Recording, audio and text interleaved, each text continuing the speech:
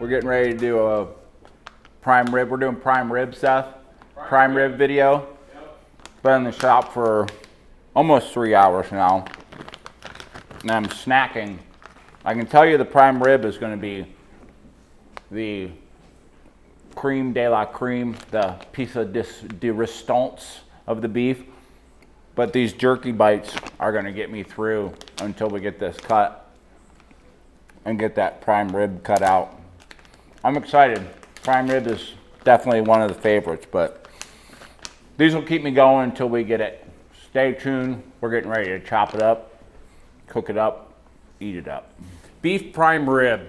It's almost December here in Ohio. December, with that we know comes Christmas. One of our favorite dishes for Christmas is beef prime rib. Now, I do have to tell you a funny little story about the Perkins family. Every year we've saved our centerpiece for Christmas dinner, and what happens almost every single year? Every butcher that watches this is going to say the same thing. You sell your own chunk of meat when it comes down to the wire and somebody needs one. We almost always sell it. So we don't eat prime rib very often, but when we have, it's phenomenal. So today we're going to take you through the cutting process, the seasoning, and all the way through the cooking. We're going to be using the Big Green Egg, so check it out. Scott's going to explain a little bit about prime rib and why it's called prime rib. It's called prime rib because it's from the primal rib section. Not to be confused with the actual grade of the beef. We know beef are graded, prime being the best. So this is one of the few or perhaps only times that you'll find something called prime doesn't actually mean that it yield grade is prime on it. They're also called standing rib roasts and go by a bunch of different names, and they can be cut a bunch of different ways. It is, however, one of the best pieces of beef that you'll ever eat. Prime rib section. This is broken down between the 5th and 6th rib on the chuck and the 12th and 13th rib up near the hindquarter. So we have 7 ribs right here on this section. If you buy a whole prime rib, most likely it's going to be a 7 bone. Now you can cut this down into whatever size you want. You can do a 4 bone, 3 bone, 5. You get the point. You can also have your butcher do this several different ways. You can leave the bone on. You can take the bone off, tie it back on, or you can make this boneless, which would be a ribeye roast. Today, we're actually going to make it a little bit fancier. We're going to leave a little 2-inch chunk of bone on there. It's going to look sort of like a tomahawk, but we're going to leave it whole. We're going to remove the bones, tie them back on. Let's get started.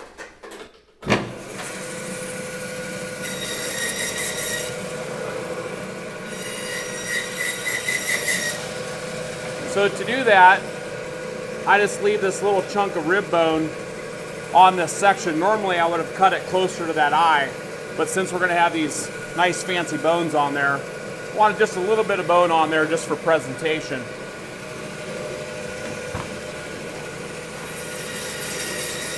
You've seen us do this many times with our steaks. This time we're leaving it as a roast. Let's get to trimming. I'm going to start with removing the membrane on the back of these ribs. That way we don't have to deal with it later. Once you get it started, you just peel that off of there.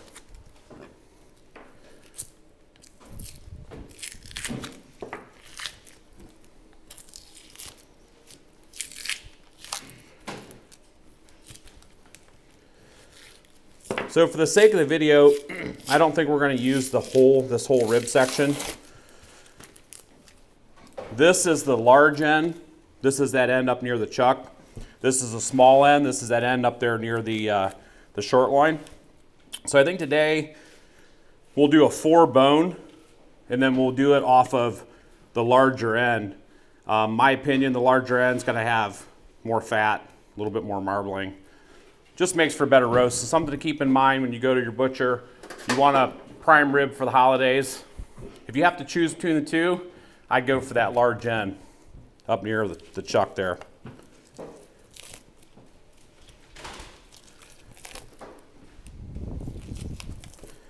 Start by removing our feather bones here.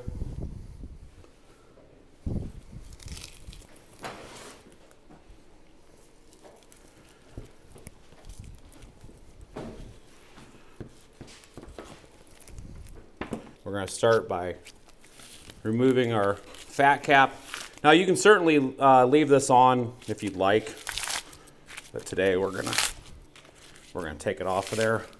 We typically do for our customers that that want a prime rib, just because it's excess weight that they're going to be paying for. So let's just get that fat cap off. That yellow cord. So now what I want to do is I want to take and leave a little bit of this bone on here. So I'm just going to start right up here, working my way all the way down this rib section. And we're just going to take a knife, hold it flat against those bones. Like I mentioned earlier, this is for presentation. It's going to make it look pretty cool. Once we get that done, just go down in between each bone. Just leaving these short little rib bones on here, sort of like I would with a tomahawk rib chop, but the bones aren't near as long.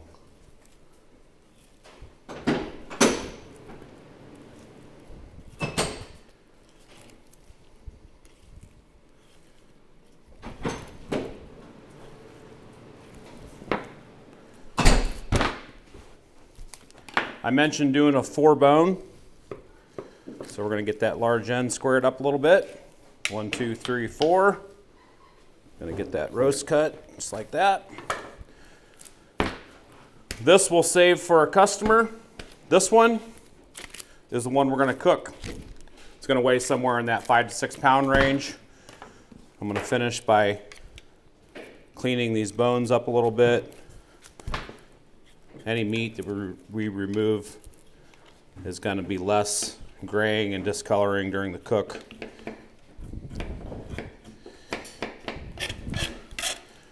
Now what we want to do is get these rib bones removed,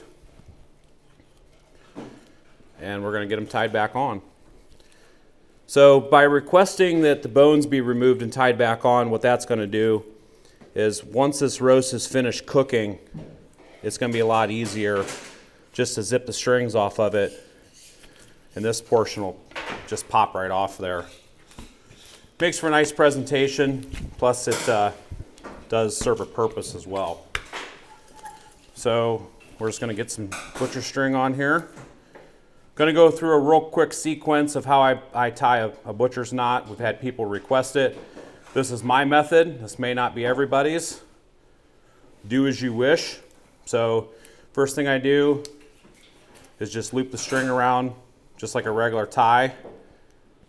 So you can see that. We loop around again, pull through, but not tight. You just take your forefinger and just pull it snug. That'll tighten that knot. And then all you do is just give it another tie. That's how I've been tying these since I was about 14 years old. Old school butcher taught me. It's worked out fantastic, and I've never needed to change my procedure on it. Holds up well through the cook. Pretty simple process. Roast is all tied up. We've got a 4-bone prime rib. We're going to season it with our butter blend for a base. Put the black on there for that nice bark and that outer crust. This one's going on the big green egg. We're going to do reverse sear, so we're going to take this to an internal temp of about 110 degrees with our heat deflection in, and maybe add some hickory wood chunks or a nice smoke to it. Then we'll crank our temp on our grill, get this seared off, let it rest, and eat. We're ready for the cooking portion. Before we start, we're launching a brand new product. It's Christmas season. We've got some eggnog Scott's sprinkling the very new cinnamon swirl. It's going to go excellent. Cheers. Cheers. It's going to go excellent with eggnog. Anything, you know, put it on cinnamon toast, cinnamon rolls, cookies, ice cream, pancakes, you name it. That's tasty. Delicious. Brand new. Cinnamon swirl, literally just cinnamon, sugar, a little cocoa powder in there, just to add a little depth. Go to the website and get Great some. little sweet treat. All right, prime rib.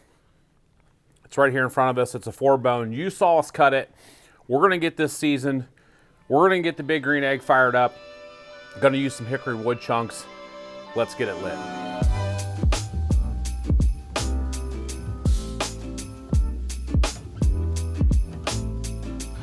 The charcoal is lighting, and while that's happening, we're going to get this roast seasoned. We're going to do a butter base finished off with some black blend. That black blend has that coffee and molasses in it. It's going to make a really nice bark.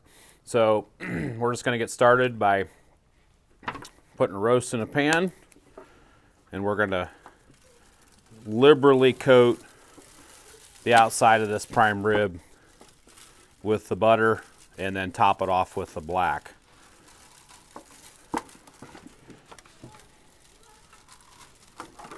Get a nice coating on there. That's going to create that nice crust.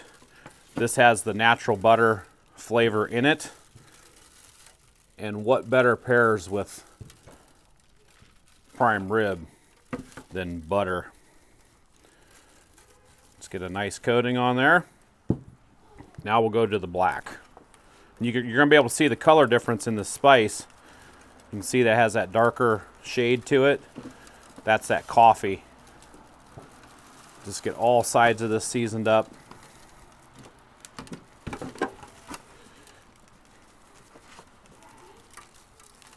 Just get a nice coating on there. Get it packed on real good. If you're looking for that bark on whatever you're smoking, whether it be brisket, tri-tip, you name it, get a hold of some of this black blend because it really creates an incredible bark.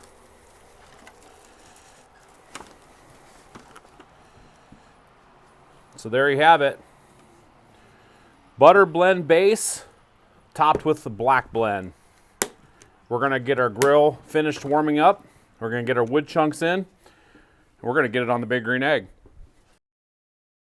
Time for a few wood chunks on the fire. Today we're going with hickory. You don't have to get super excessive with it. You know, just half a dozen or so nice pieces sprinkled about like that. Once that fire, that coal bed, continues to spread, we're going to dial this temperature in on this grill somewhere around that 225 to 250. We're going to be reverse searing this prime rib. So we're going to run the grill at about 225 to 250. We're going to get the internal temp of this roast up to about 105 to 110 degrees with the heat deflector in the grill. And then at that point, we're going to remove the heat deflector. We're going to get that fire nice and hot, and we're going to do a sear, taking this rib roast to about a 125, 130-ish. Let it rest, slice it, and then sample. But we're going to let this fire go for a little bit, get the lid closed, get the temperature sort of at a point where we want to get the grill on, and then we'll rock and roll. So today we're going to use the big green egg basket. We have the 2 split half moons. I've put aluminum foil over them. That's going to be our heat deflector. The nice thing about this is when we're done with that first initial cook and our roast hits about 105 to 110 degrees internal, we can lift this whole basket out. And then we can just put our cast iron grates right down on top of our fire ring. So you can see how handy that system works. It's fantastic. That hickory smoke's lofting out of that grill. We're going to get our temp dialed in and get the roast on. Temperature stabilized at about 225. We're going to go ahead and get the roast on the grill. Pretty simple process. We're just going to place it in the middle of the grate like that. Today I'm going to be using this cool device right here.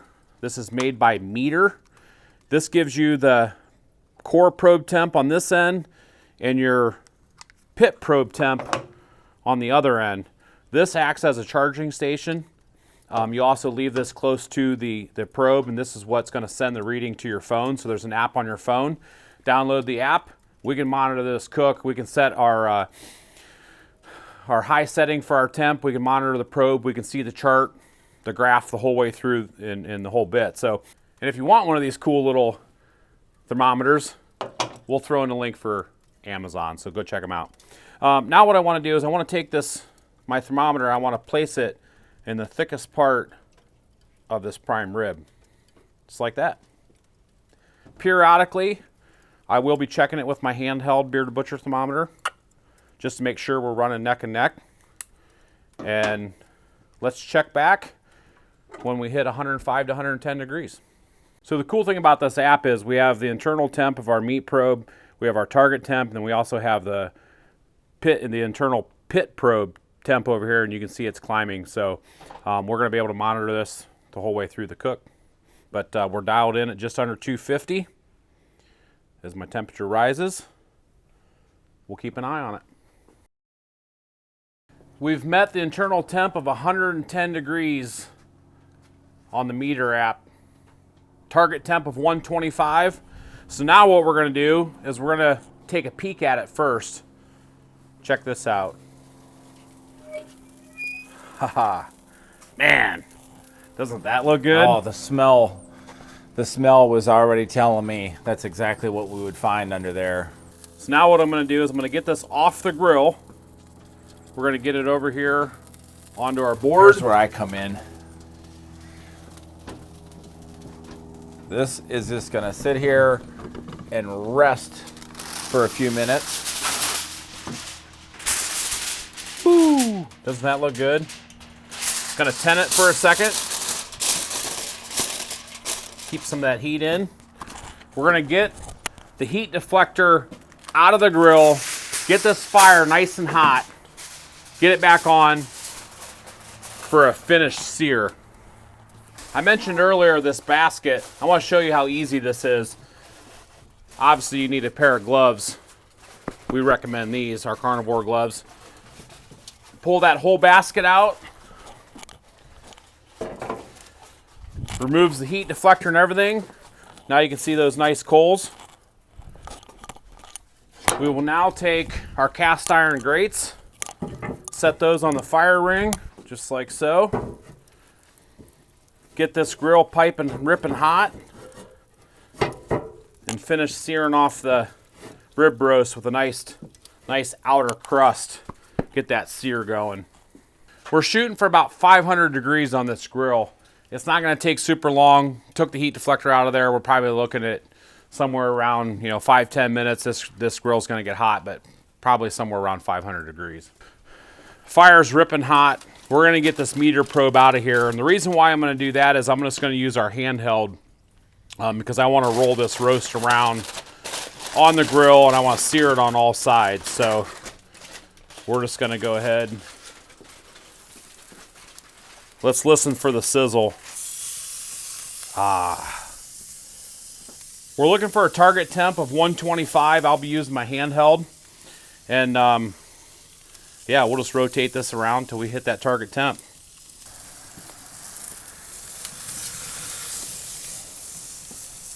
It's going pretty quick. Check out that crust forming on there. That black blend. Getting nice and crispy. Wow. You probably wonder, we tied this and we're searing it, why those butcher strings don't burn, but that meat surrounding those strings a little bit is enough to protect them, and they don't actually burn off of there. Ooh, I think she's ready, bro. I think it's ready. The ends are 130, the middle is in the 120s, close to 120. We're pulling it because the last thing we want to do is overcook it. Gonna get it back on our board. We're gonna tent it. We're gonna let it rest for about 15 or 20 minutes. The moment of truth. It's time to see how we did. Get that meter probe out, back in its little battery operated or charger holder. Get the foil off of it. So if you remember right, we took these bones off and tied them back on. So the nice thing about that is when you go to serve it, all you have to do is cut these each individual strings, and that's going to pop that roast right open. And then you can just take these strings off one by one. And like I mentioned, they didn't burn. And then that rib portion just comes right off of there. Wow.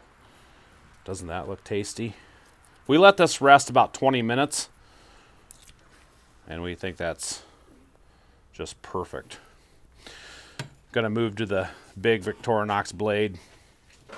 Now these, I'm gonna cut these up too. Find that space between those ribs. I guarantee you there's a guest at your dinner table that is gonna love one of those.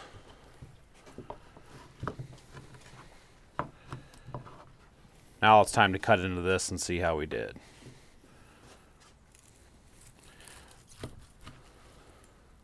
Nice. The nice thing about doing prime rib is you can cut this whatever thickness you would like for the guests that are arriving at your dinner. Maybe somebody can't eat as much. You slice it a little bit thinner. Maybe they want a little bit. Just look at that moisture in there. Not only can you cut it at different thicknesses, but at either ends of the roast, you usually have varying levels of doneness as well. So you can have perhaps a rare, medium rare in the center, and then you can have more of like a medium or closer to a medium well on the very. You see that juice running off of there? Seth, Look at that. Absolutely fantastic. Wow. All right. Now it's time for our favorite part. We're just going to do one of these. We need some au jus to pour over top of it. So the reason we let this rest is those juices will be reabsorbed by the muscle, and they won't just flow right out of it as soon as you cut into it. So check that out. That's cooked to, I would say, a perfect medium rare, and I don't want to squeeze it too much because I'll squeeze all the juices out of there, but I think we absolutely nailed it. I think that's fantastic. Then you look get at that crust on the top. Look at that crust, that butter and that black seasoning made with that beautiful medium rare inside. Wow. All right. Dan, get in here. Our product inventory manager, Dan, he's with us. He showed up at perfect time, just in time to eat. But cheers. Cheers. Bon appetit. Oh man, That'll do. that nice seared, charred crust on there. Those spices. And then I'm gonna go for that center. Just look at the tenderness on the center of that prime rib. It's so juicy. I mean, the juice is just absolutely running out of it. Big beefy flavor. Now, I don't know about you guys. That center part is phenomenal, but That rib cap. You just can't beat that cap with that bearded butcher blend seasonings. You got that fat in there, that juiciness. that's why you go with that reverse sear and get that crust, because it's so good. That's like short rib.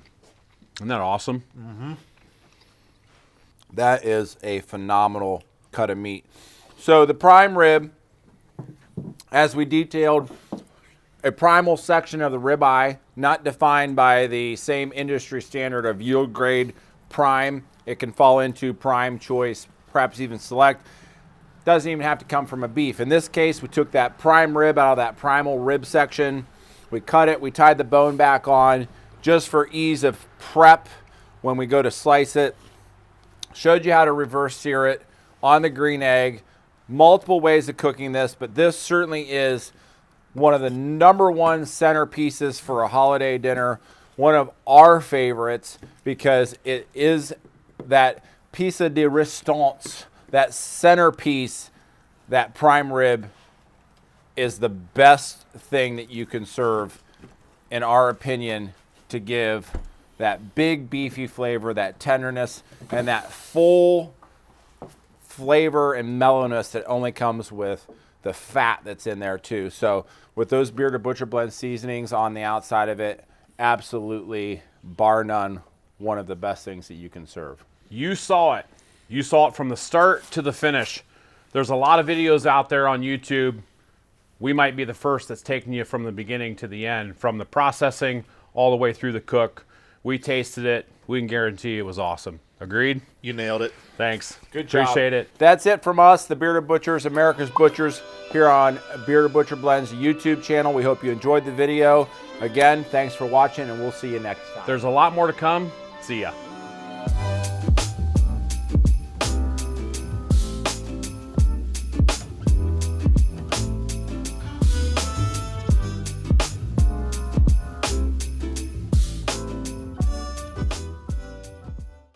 Hey everybody, we're the Bearded Butchers and we're doing a massive giveaway on YouTube. Scott's gonna tell us what it is. Hey, that's right. If you're watching this, this sweepstakes is on right now. Everything you see here is gonna be given away to our YouTube subscribers. We're gonna have 25 total winners.